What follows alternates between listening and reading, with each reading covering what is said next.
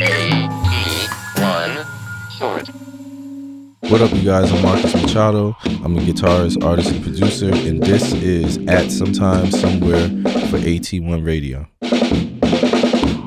You could say I was born with it. My mom, she used to say every time she was pregnant with me and, she heard music, I would always kick. So I guess, music was with me from birth. And, I picked up the guitar at 2 years old. Short story, my mom, she wasn't a musician, but she had a very great ear for music. So, her record collection was crazy. So it's like you had from John Denver to Coltrane to Jimi Hendrix to Weather Report to Funkadelic. So it was like every genre of music we had laying around in the house. So I picked that up at an early age. And then my father, he was a musician, and so he had a lot of instruments and stuff around. And the only thing I can remember was they said the guitar was laying on the floor, and I crawled and I just started playing. And he was just like, whoa, maybe this kid got something. And then that was it. So, from that on, I played professionally since 9 years old and been playing ever since. Still trying to learn today, I mean, so at a very, young age, my parents, they really understood like, okay, maybe I need to like take this to the next level because, some parents, depending on what your kid does, they're maybe very supportive or not supportive, or they'll be like, well, you should be playing piano or doing sports. So, they really kind of honed in on my talent. And my mom was just like, I'm just going to get him some gigs and see what happened.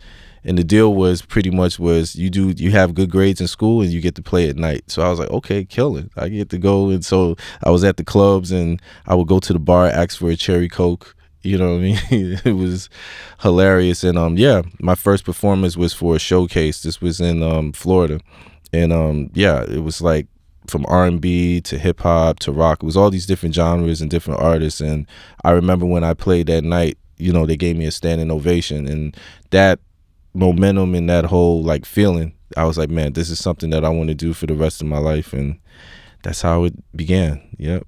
For me, it was like I was one of those kids, like I was always like chilled and cool, you know what I mean? I was never looking for, well, can you be my friend? I was just always doing my own thing. So guitar for me, it was almost like two different people. At school, I was just a regular chill, everybody was cool with everybody and, played sports. And then at nighttime, I would play, music. So, one time I was playing the show and one of my teachers, I said, is this Miss Bumby that's her at the bar. She's kind of drunk a little bit. And she stops and her eyes open up and she's like, Marcus, and she couldn't believe it. So the next day when I went to school, she was just telling the whole staff and the whole people that, man, Marcus plays guitar. And they was like, what do you mean he plays guitar? So that's how she blew my cover, Yeah, it was cool because a lot of people was like, you're not playing no club. Nobody never really believed it until when the CNN thing happened. And then it was kind of like, okay, this is, the kids around the school. Because, 9 years old, you're not thinking about clubs or playing. Everybody wants to go and hang out, play basketball or sports or whatever. So for me, I was already, around grown up people and, trying to learn and just do what, I love to do. So, it wasn't until when the CNN thing happened, and that's when, like, my friends and peers, that's when they really realized, like, okay, he's really saying what he is doing, you know what I mean? So that's what it was.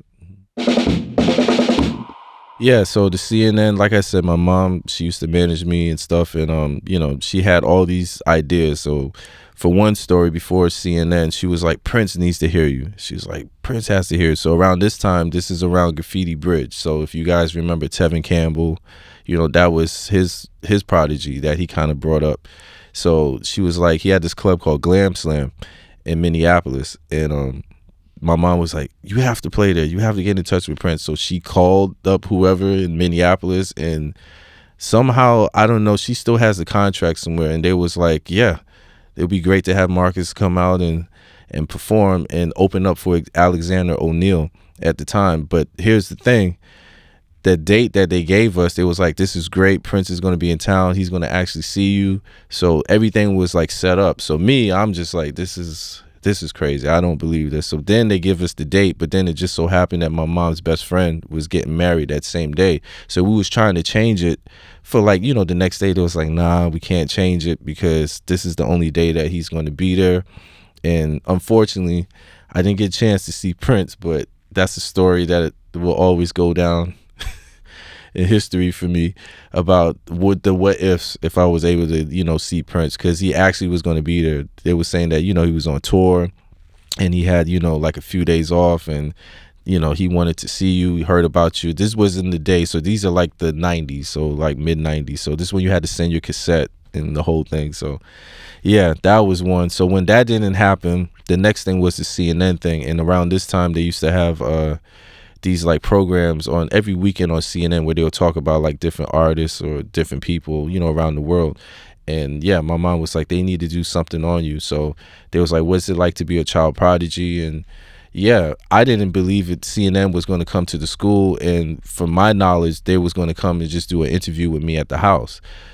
I didn't know they was going to come to my school and pop up on me. So, the whole school stopped, and I see this big like tour bus outside that says CNN, and yeah, they came inside with the cameras, and it was a whole mob scene. So yeah, it's on YouTube, not the whole full version, but there's part of it, and basically it was like a day in the life. What is it like to be a child prodigy? So they followed me like during the day in school, and then at nighttime, yeah, they would show me at the shows and stuff. So yeah, that was funny. So that's always stuck with me forever.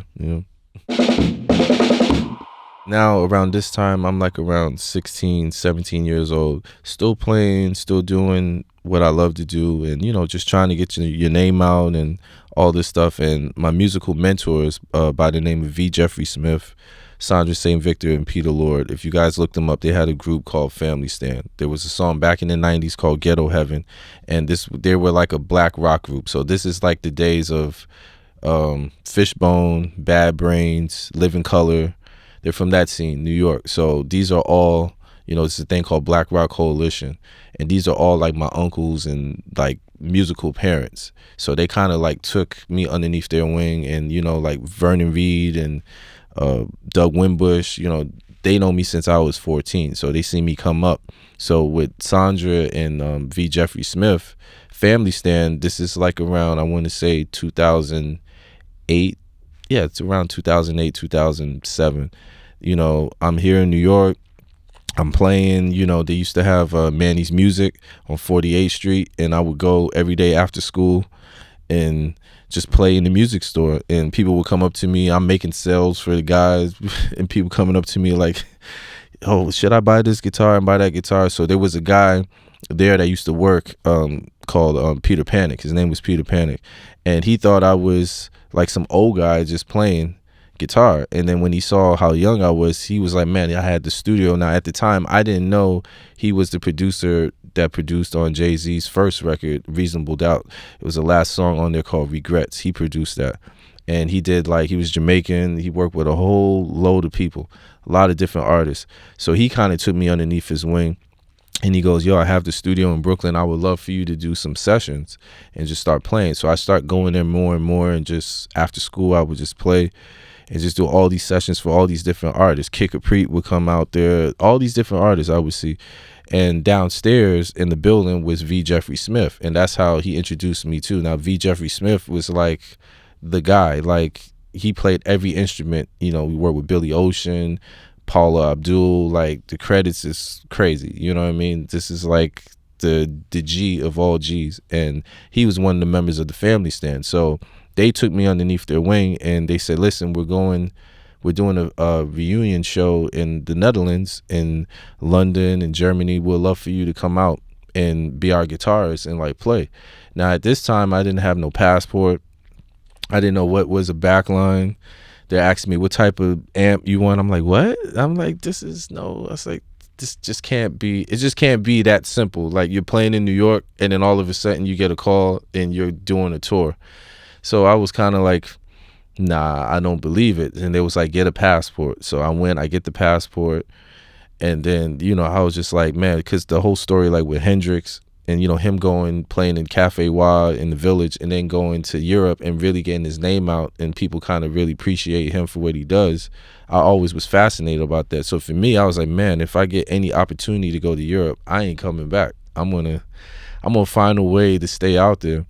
And sure enough, it hit me once I got on that plane, and I was like, wow. I was like, This is crazy. Then the first show was London. We played Jazz Cafe, and it was just, it opened my whole mind to what Europe was. And, I had no idea Dutch people built New York, coming from here. So like Hoyt, Skimmelhorn, all these names, I didn't know they were Dutch. I'm seeing brownstones, and I'm seeing Harlem with 2 A's, and it says Harlem, and I'm like, man, this is the original stuff. So my mind is blown by the whole thing. So now when we play, and I was just like, man, I have to figure out a way to stay here. So I do the tour, and then what ends up me staying in the Netherlands was, at this time, it was a guy by the name of Boris.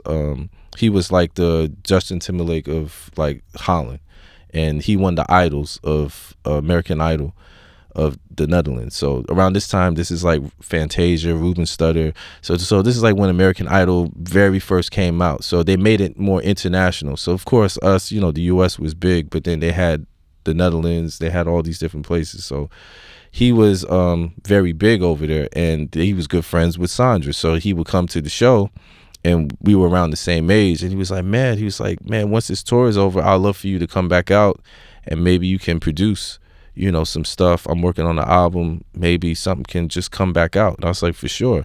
So I went back out, ended up producing 3 songs on his album. Album was done like probably 2-3 weeks. When I went back, and after that, he was like, I would love for you to be my musical director. And I ended up turning to be like 100 and something shows in 1 year. And that's what made me stay in the Netherlands. So it went from like two weeks to a month to 6 months, and then that was it. And for me at this point, it's like, what do you have to lose? But you got to remember, this time, this wasn't no iPhones and WhatsApp. These were calling cards. Skype had just came out. You know what I mean? So it wasn't like, oh, I could just call mom and just be, and I'm outside by myself. Like, there's no family, there's nothing there. So it was a big decision for me to like really make that step. But then I'm like, man, if this is what I love to do, what the worst can go wrong? Like, if it doesn't work out, then just come back home and do something else. And that's what made me ended up staying there for a while. And that kind of, that was like my college, because I ended up working with so many great different artists, traveling all over Europe, Portugal, Spain, Germany. And what tripped me out was like each place is a different country, different language. You know what I mean? Like here, there's a McDonald's everywhere.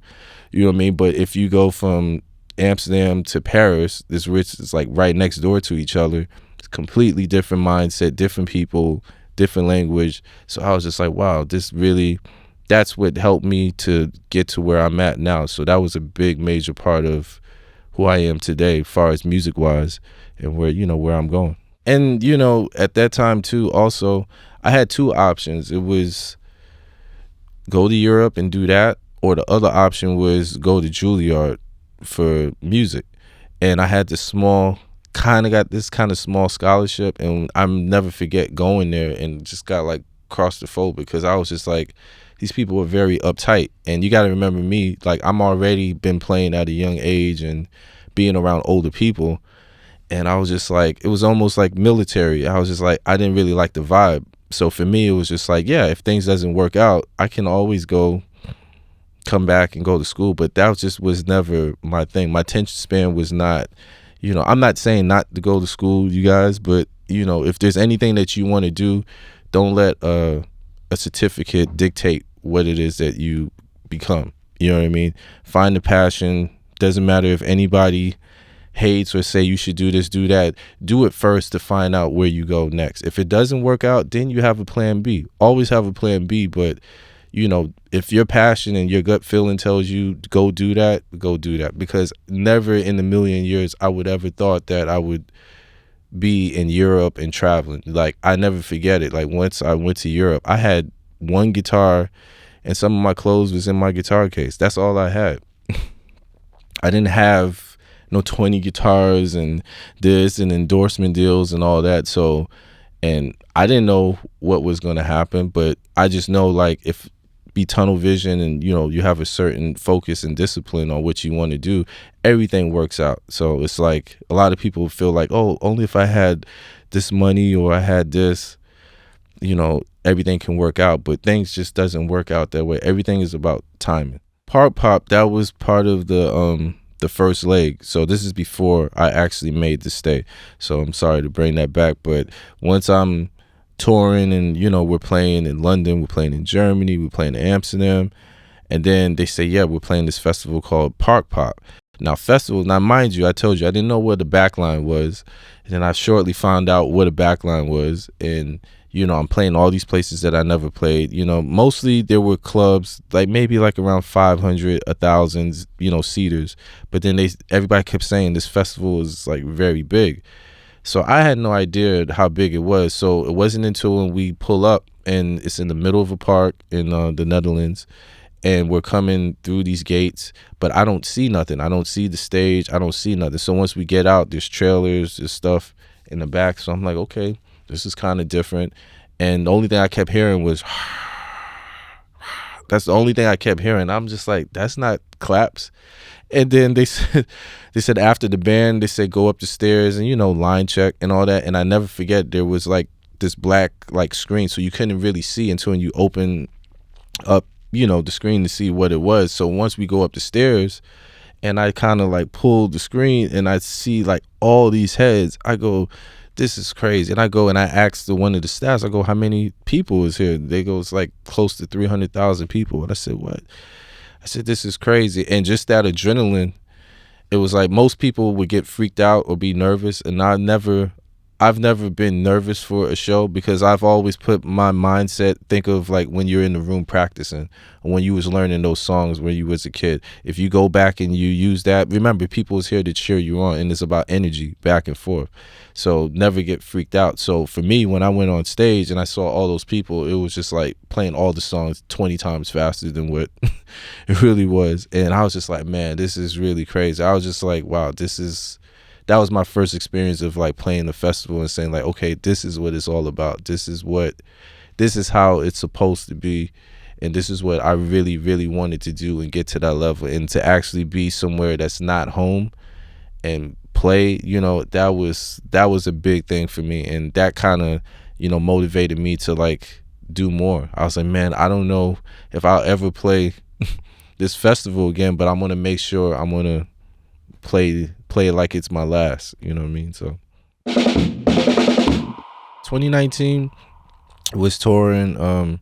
I recently toured with Jamie Lydell, which was a huge artist in Europe, and had a project with Daru Jones, DMD, Doug Wimbush from Living Color. We're working on the Pharoahe Monch project, 13 project, which is myself, excuse me, Daru and myself and Daru Jones and Pharoahe Monch, and pretty much just busy, you know what I mean? I'm linking up with different artists like Robert Glasper. He's pulling me in. I'm doing some movie scoring stuff. I'm in a lot of different things that are happening. And then the pandemic happens, of course. So this time I was on tour with Jose James, and we was doing a whole Bill Withers tribute. So we toured like for the whole year. And we're playing in Europe, we're playing everywhere. So now we get to Tokyo, we get to Japan, and we're at Blue Note in Japan, and we're doing a couple like shows there. Now, prior to this, they're saying like, yeah, somebody came with a like this flu, and they mentioned something about you got to wear masks, and people are getting sick. So I'm thinking about going to Japan, so I don't even know what's going on. The only thing I kept saying is like, you have to wear a mask. And I'm like, I'm not wearing no mask for how many hours I'm going to be on the plane traveling to Japan. I'm going to have the Sub-Zero mask, so I can't breathe in this. So we get there, everything is cool, and then mind you, after Japan, it was supposed to be China. We were supposed to do this tour. So now everything is cool. We're playing, everything is fine, no problem. And then now we have a idea. Basically, management is like, either we can come back to New York or we can stay for a couple of days and then go to China. So something tells us, we're like, no, I think we should come back. And literally the day after everything shut down, we got back the day before. So literally, I just missed it by like 2 days. So if I would have stayed 2 days, I would have been like one of those people that would have been stuck there for like 3 months. And I missed it by 2 days. So now I get back and it's madness. Everything is going on. And mind you, I'm touring. I'm in a whole bunch of stuff. Now, at the time, I have all these songs. I'm producing. I'm doing a lot of different stuff. But then I'm like, man, I think this is the time that I need to put out my own album. Because before all of this, I was always my own solo person as a kid. So now I'm kind of like, okay, we don't know what's going to happen. And, it went from 6 months to a year, 2 years. Then they're talking about 4 years. And, it's the George Floyd situation. It's all this crazy stuff has happened. So now I'm pretty much like stuck like everybody else. So I'm seeing what's going on. And I'm like, well, I might as well just start working on this album and finishing it up. And that's pretty much what I did majority of the whole pandemic. Finished up the album. And, Aquarius Purple, I'd started on these songs when I was in Amsterdam. And, every time I would try to finish it, a tour or something would happen. And it was like, stop, go, stop, go. And, I was like, something told me, I was like, man, I need to finish this project. And I really want to put it out on vinyl because I feel like how the way I was brought up and how the way I think all listeners should listen to music is vinyl first. You know what I mean? Because just the quality, how the way everything sounds, it's way better. So, I'm taking a risk because I'm kind of like, it's the pandemic. I'm finishing this album and, I'm going back and forth, email, FaceTime with an engineer. I can't be in the studio. So I'm getting like a million mixes back and forth. No, turn this up, turn this down, turn this up.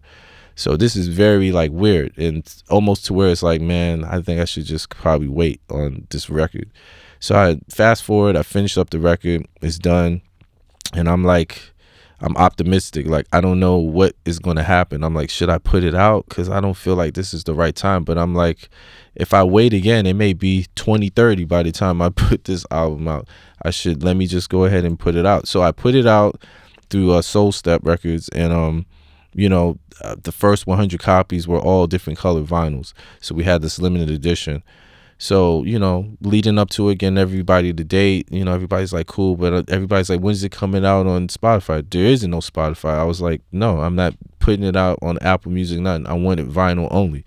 And the day that it dropped, like within a minute, everything sold out. And that tripped me out because I was like, this is my debut album. I'm new to the vinyl world. Nobody, you might have heard of me, maybe not or whatever, but as far as your own debut artist, your own artist in that vinyl world, because the vinyl world is pretty big. A lot of people think that it's not as big as what it used to be, and it's very big all over the world. You have collectors, it's a whole scene for it, and they love the album. And to where it's just people kept buying it, and I was just sitting there, I was like, wow, I was like, that's the power of, there's really power to, doing what you love to do, passion. It's not about how famous or how many Grammys or whatever you get validation. For me, it's about if you put your passion into whatever it is you're doing. I don't care if it's one person that listened to that record. If that's something that you put your blood, sweat, and tears and you're happy with it, that's what success is to me. And, that's what Aquarius Purple pretty much represented. And, Aquarius Purple was a mixture of all my influences from Prince to Jimmy to, D'Angelo, all the stuff. You hear all those influences, but then it's my own vibe. And where the Aquarius Purple, where that came up from, I'm Aquarius, of course, but the music and the colors represents purple for me. A lot of people think it has something to Prince or Jimmy. It does in a way, but I feel like that whole music, the whole album gives me the color purple. Because at first I was going to call it Aquarius, but then I'm just like, nah, that's too. And then I said, what about Aquarius Purple? I said, that kind of got a little ring to it. And then the more I kept listening to it, I was like, has that type of effect. So that's what that whole project was about. And, I'm very happy how the way that it came out. And then at that same time, 13, that project came out too with Daru and Pharoahe Monch. And that record, like both records took 8 years in the making to make, which I never thought that it would go by so fast to do that. But, everything is about timing for me. My story for me, everything has happened organically. So for me, it doesn't matter if it's 10 years or 15 years. I'd rather be in a place that's comfortable than you being burned out and it's so fast, and you get into drugs and all types of stuff, or you lose everything. For me, it's like everything happens the way that it's supposed to happen. So I feel like that was the story of the whole thing, For example, QST TV, that was another major point in the pandemic, because QST TV, my sister, come from a musical family, and my sister, shout out to Vicky Cassidy's amazing producer, DJ and stuff, and we were always brought up on like these shows back in the day. Like you had BT Jazz, you had Rap City, 106 in Park, Video Music Box. You had all these shows that if certain artists you never heard of, you can discover it. But I noticed as time went on, that kind of got like lost in the sauce. And for me, it was like whatever experiences that I have, I would love to help. So even like the younger kids and people that, there's no more guitar stores. They don't have music in schools. They don't have a lot of different things. So fast forward to the pandemic, around this time, there's no shows, there's no tour. All these artists are like playing literally on live on Instagram and saying cash at me or Venmo me. And I'm just kind of looking at it and I'm like, nah, man, we should kind of like, we should do our own show.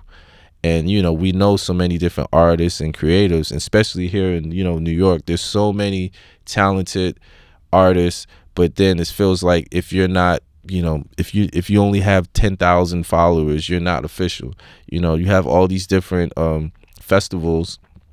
You can get everybody from LA or wherever, but you have people in your backyard that are killing, but then they don't have those opportunities. So I was like, man, it would be great to like step aside from the artist stuff and give people some type of, direction and give them a platform to play. You know what I mean? So it was a good friend of mine's. He had this club in Brooklyn in Gowanus, and we were talking one day, and just about the pandemic, like, what are you going to do? He's like, man, the club is closed, like I can't really do nothing.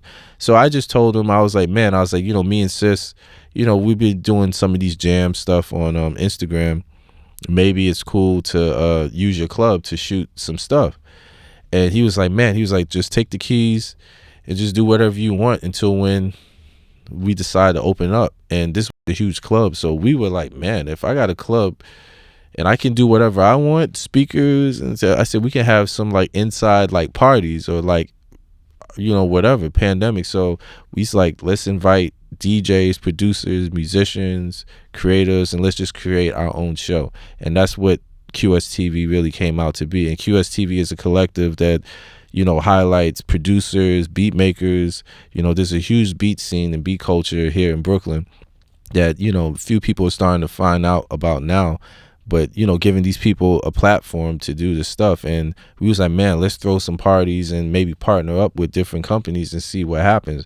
So through the pandemic, we started doing these shows on YouTube, and then once things starts to open up, we start partnering up with Soul House and Hard Rock and a lot of these different things, and we start doing all these different parties. And yeah, that's where it's came so far. So besides me being the artist, I've almost now it's become like a booker now, and like really to sit back and see it expand into something else. And just giving people whatever I learn, I'll always want to give and want to help, because the person always told me there's a person in front of you and there's a person behind you.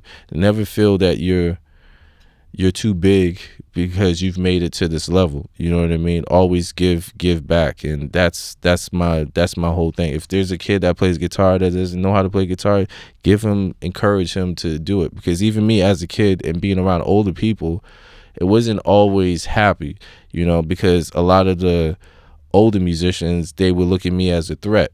And they was like, oh, this young kid is trying to show me up. And it wasn't nothing like that. I just wanted to learn. So I went through a lot of hang-ups of people detuning your guitar, unplugging your amp, and, just all different changes. And I was just like, I would never do that to somebody that's young and that's trying to learn. You know what I mean? So for me, I was like, there's going to be a time that I'm going to get older, God willing, and maybe I can help or contribute or give something to somebody that can help them and take them to the next level. And that's what it is at the end of the day. My thing is always stay true to the music, and the music will stay true to you. That's it. AE1 Sort. At Sometimes Somewhere is produced by Audio-Technica for AT1 Radio. It is recorded at AT1 Studio at Technica House, New York. Follow AT1 Radio and Audio-Technica USA on all social media platforms. Thanks for listening.